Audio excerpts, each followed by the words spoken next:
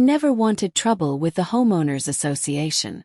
When I bought my land on the outskirts of Maple Hollow, a supposedly eco-conscious community carved out of what was once a forest reserve, I just wanted peace and quiet.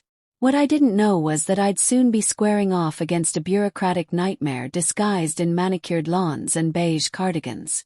My name is Elias Monroe. Civil engineer by trade, recluse by preference. After 15 years of working in urban flood control, I'd seen cities drown because nobody listened to reason. When I retired, I bought 5 acres of land at the edge of Maple Hollow and designed my home with my own hands. Solar-powered, self-sufficient, and nestled above a natural spring that had trickled down this slope for centuries. I built a careful system to collect that spring water, filter it, and store it in underground cisterns. It was clean, renewable, and entirely off the grid. The trouble began 6 months ago when the HOA president, Linda Kessler, paid me a surprise visit. She strutted up my gravel path in high heels, her oversized sunglasses catching the morning sun. Behind her trailed Brian, the HOA's junior compliance officer, clipboard in hand and face stretched taut in discomfort. "Mr. Monroe," Linda began, with a tone that implied this was not a visit, but an inspection, "we've received reports that your water system may pose a flood risk to the lower elevation properties." I stared at her deadpan. "The spring's been flowing down this hill since before your HOA existed." Linda sniffed. "Yes, well, the community has grown. Several families live downhill now, and we need to ensure there's no danger of water damage during the rainy season. Your setup isn't exactly standard. It's gravity-fed," I said. "Filtered, self-contained, no runoff." Brian fidgeted. "Technically, any unregulated water redirection needs to be reviewed by the Environmental Impact Committee, Section 4, Subclause 9b. Linda smiled thinly. "Exactly. We'll need you to shut down your water system temporarily while the review is conducted." I crossed my arms. "And how long will that take?" "Oh, I'd say 6 to 12 months. That was the moment I realized this wasn't about water. This was about control. Over the next few weeks, letters arrived. Certified mail from the HOA's compliance division, each stamped with escalating threats. Fines, hearings, potential liens on my property. They cited codes I had never heard of, laws written in the kind of sterile legalese designed to crush resistance. I attended the next HOA meeting in person. The community center was full. Rows of matching chairs, a projector screen, and a long table where Linda and her board sat like judges in a courtroom. I stood alone. "Mr. Monroe," Linda began, tapping her microphone. "You've been notified about the drainage concerns. Have you complied?" I looked at the crowd. Neighbors I'd never met shifted in their seats, some whispering. "I have not," I said clearly. "Because this isn't about safety. It's about control. My system doesn't flood anything. It collects water that's already flowing down the slope. And I have 15 years of professional experience to prove it." Linda's smile didn't falter. "Well then, perhaps you'll enjoy presenting your case to the Maple Hollow Environmental Arbitration Board." Murmurs rippled through the room. The arbitration board was made up of HOA-appointed officials. Their decisions were final. Appealing them was a legal labyrinth no one bothered to enter. "That's not a real government body," I snapped. "Yet it has legal jurisdiction over this community," Linda replied sweetly. "You signed the bylaws, Mr. Monroe. Or did you not read them?" I left the meeting with a pit in my stomach. 3 weeks later, I came home to find a backhoe in my yard. My cisterns, 3 concrete chambers buried under native grasses, had been dug out. The pipework was severed, the collector basin demolished.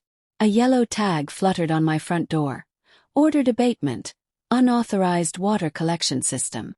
I stood there, numb, as a muddy stream of water trickled uselessly into a ditch dug across my land. Filed complaints. Called county offices. No one wanted to touch it. The HOA, it turned out, had shielded itself with legal padding, citing emergency measures due to flood mitigation. And since my home wasn't connected to municipal water, I was now dry, Literally. The final insult came in the form of a letter. The HOA was generously offering to connect my property to the neighborhood's water supply for a one-time connection fee of $18,000 and a monthly service charge triple what anyone else paid. That was the day something shifted inside me. This wasn't just overreach. It was an attack. And if it was war they wanted, I knew exactly how to fight back. You see, the thing about water is that it remembers. The land never forgets how it once flowed. When they tore out my system, they disrupted the delicate balance I had spent 2 years establishing. I knew every natural basin, every low-lying depression in this soil. And I knew, with the right nudge, nature could take her revenge better than I ever could.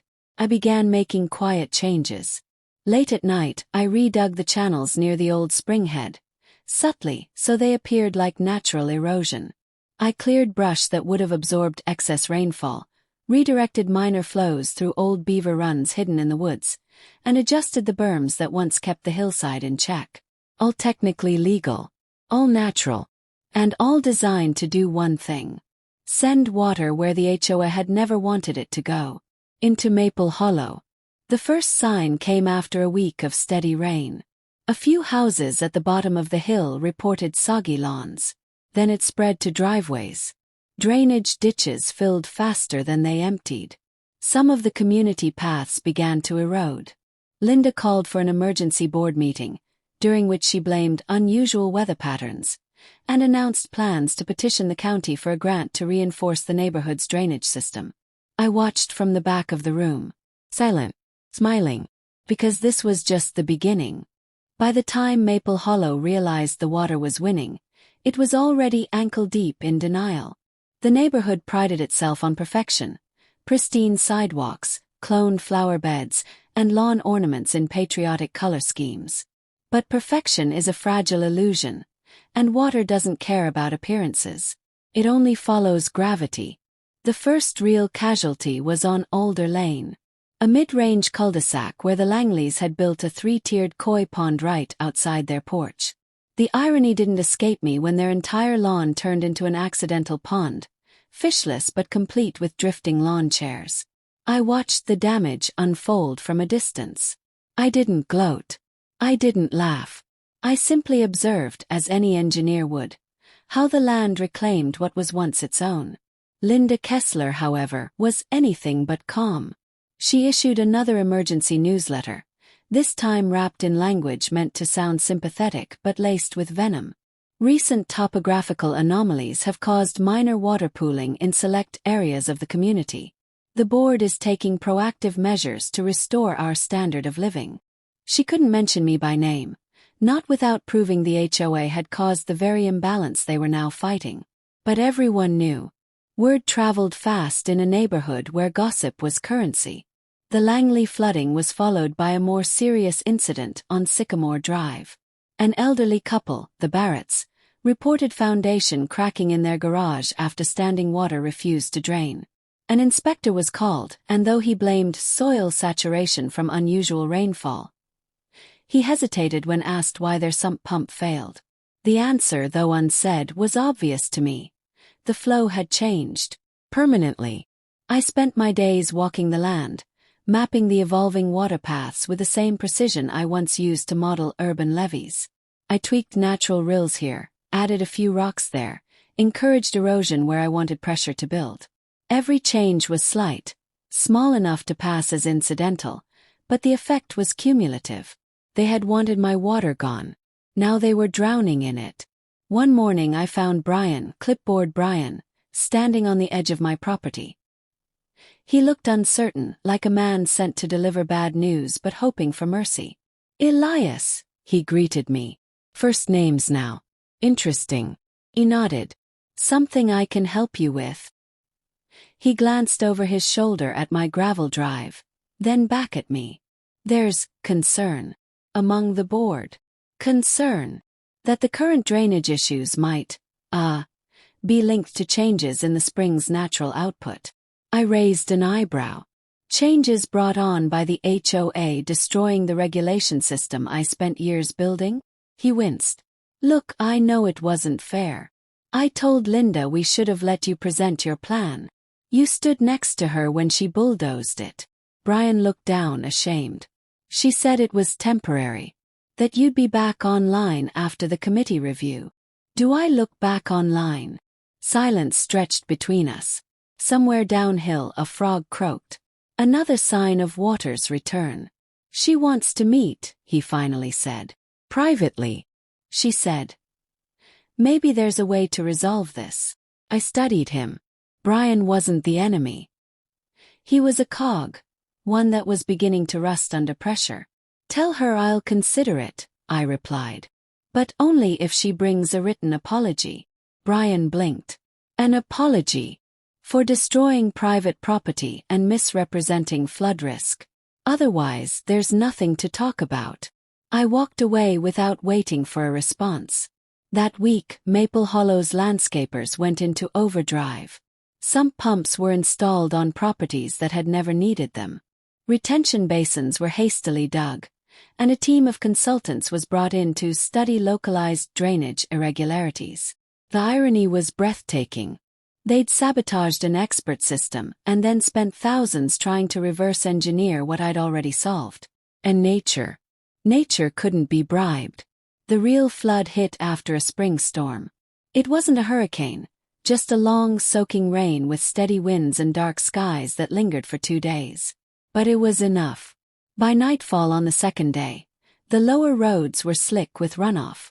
Mailboxes leaned like drunkards. Storm drains backed up, turning intersections into shallow lakes. I stayed home, lit a fire, watched the reports pour in on the community message board.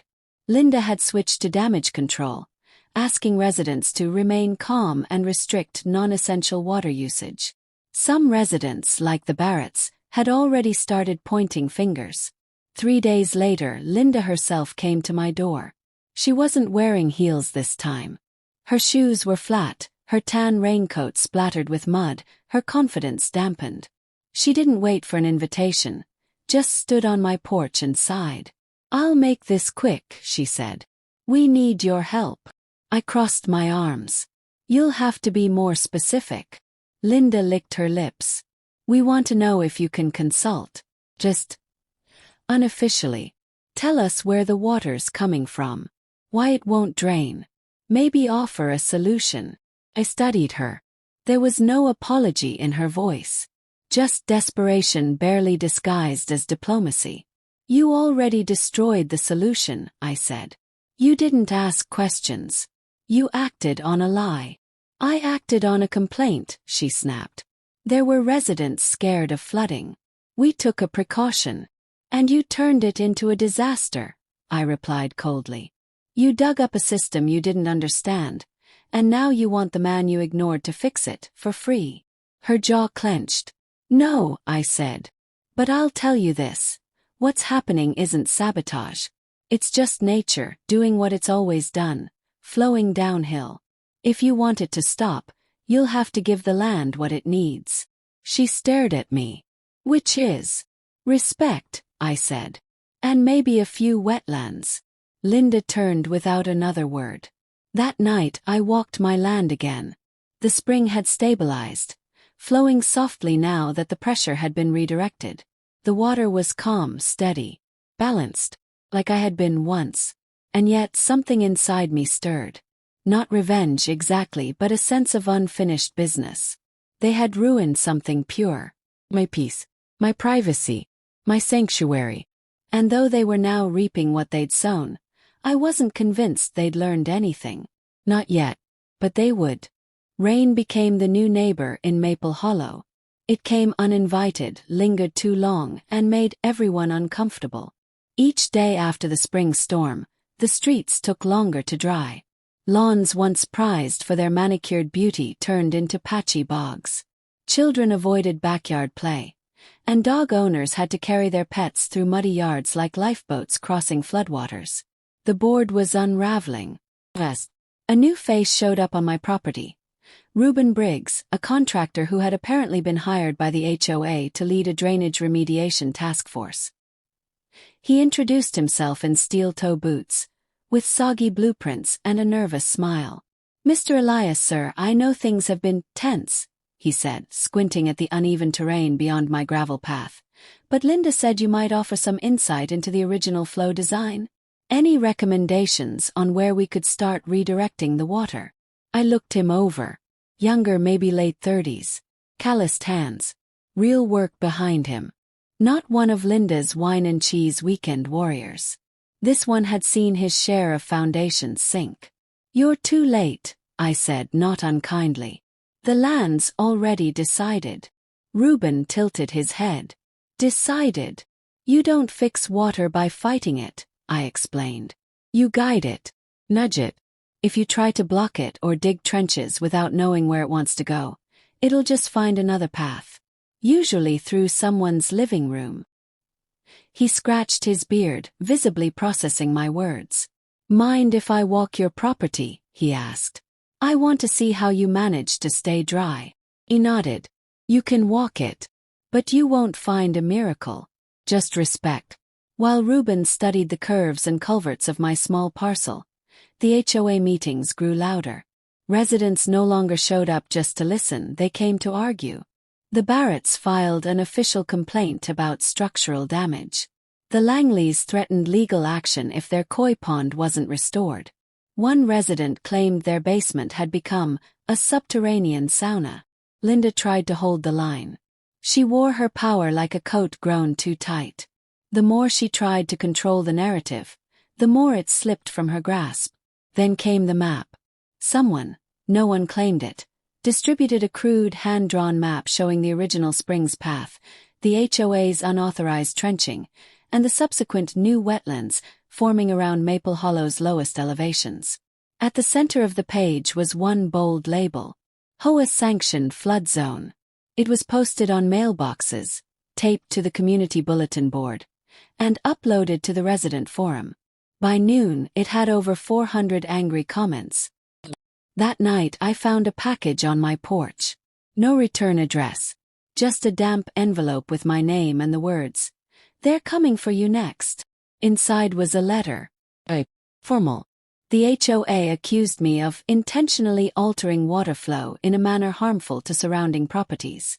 They claimed my land had become a retention hazard, and demanded that I submit a restoration plan within 10 days, or face civil liability for damages caused by manipulated hydrological patterns. I laughed. Not because it was funny, but because it was absurd. They'd stolen my water, destroyed my system, lied about flood risk. And now, because their plan had backfired, they wanted me to pay for nature's revenge. I tossed the letter into the fire pit and watched the flames consume their desperation.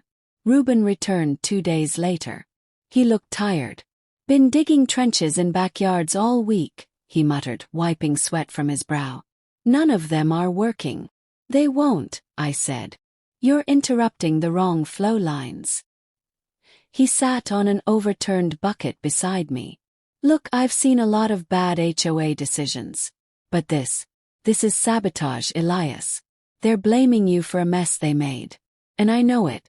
But if they get the legal machine moving. I held up a hand. They won't. Not once the right truth hits the right inbox. He frowned. You planning something? I'm planning to protect my land, I said. And maybe, just maybe, teach a few people what happens when you build castles on marshes. That weekend I filed a report with the county environmental agency. It wasn't petty. It wasn't revenge. It was justice. I detailed the unlicensed excavation of a protected spring, the misrepresentation of flood data to residents, the destruction of a private water management system by a non-certified board. And I backed it all with photos, diagrams, satellite imagery, and audio recordings.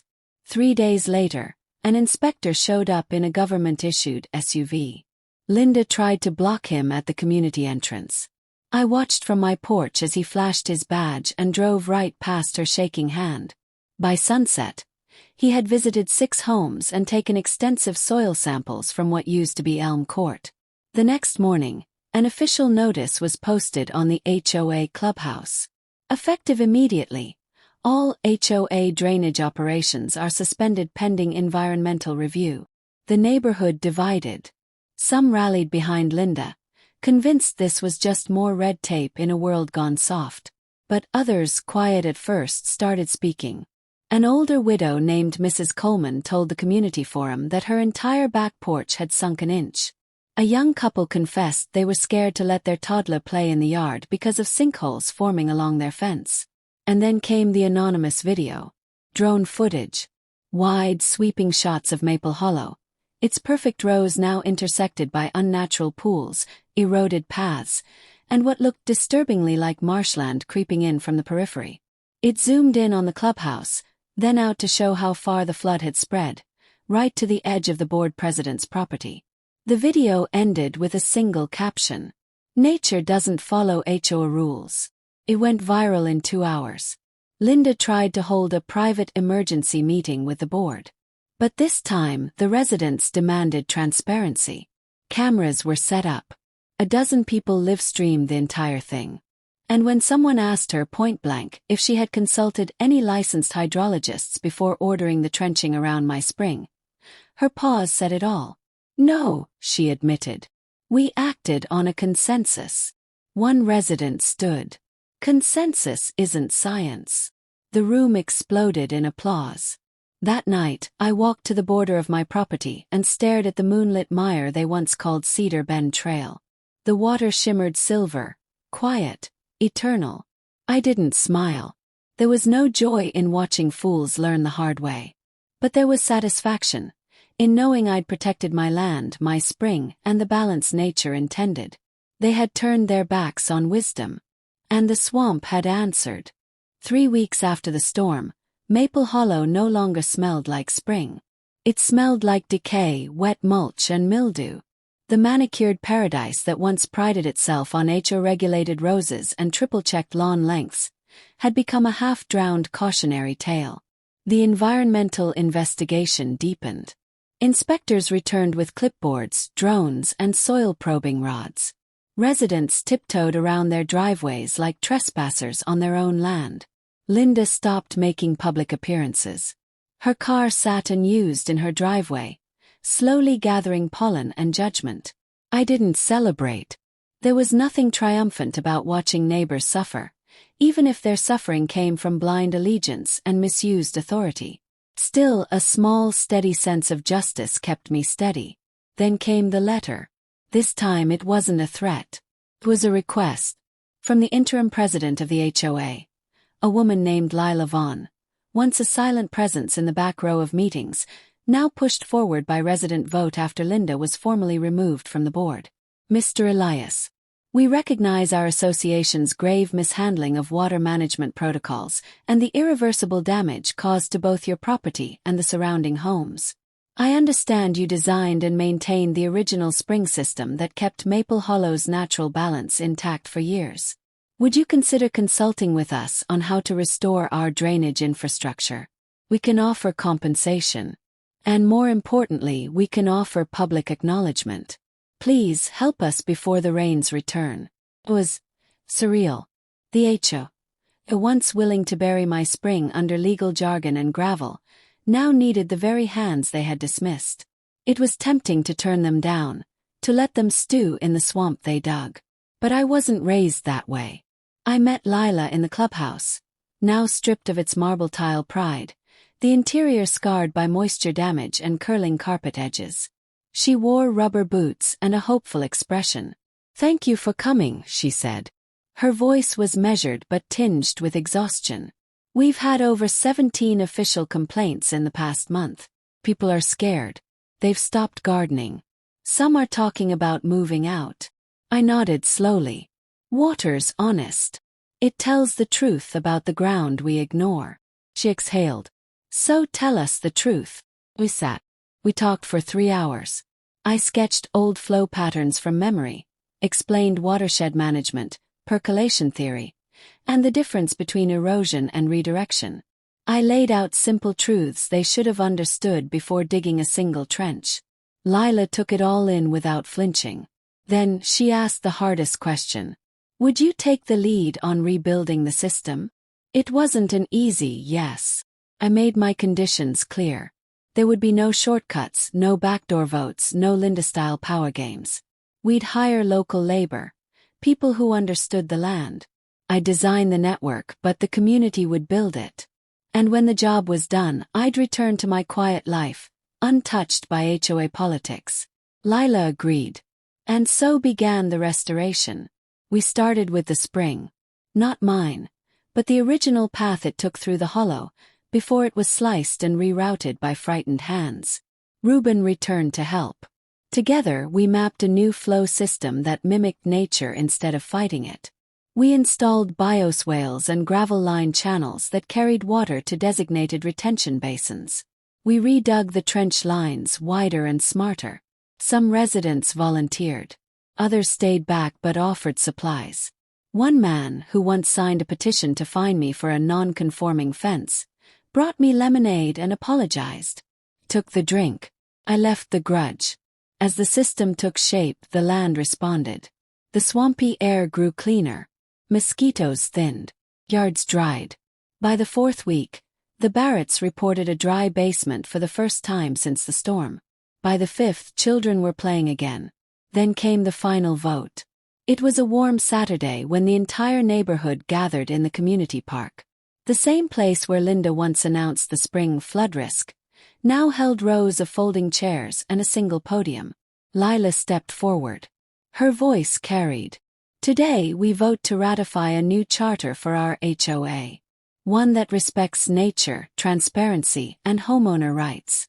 But before we do, I'd like to ask someone who helped save our homes to speak. She turned toward me. For a moment I considered refusing, letting the work speak for itself. But then I stood, walked to the podium, and looked out at the faces before me. Some apologetic, some grateful, some simply tired. I didn't do this to fix your lawns, I began. I did this to restore balance. Nature was never your enemy. It was your ally until you declared war on it. What happened here is what always happens when control becomes obsession. Pause. But if this community has learned anything, it's that real power isn't in enforcing rules. It's in understanding the land beneath your feet. Let that be your new HOA. The crowd clapped. Not thunderous, but genuine. Linda never returned. Last I heard, she'd moved to a condo in the city, where the only water risk was a leaky faucet. No one missed her. Reuben started a new landscaping business. I referred him to 3 clients before summer. Lila stayed on as president for now, but she made good on her promise. HOA charter changed. Residents were offered more voice. Nature got a seat at the table. And me. I went back to tending my spring, now protected by both law and respect. Sometimes I still walk the edges of Maple Hollow and smile at the way the new channels sing after a light rain. Not out of pride but out of relief. Because we survived the flood not by damming the truth, but by letting it flow.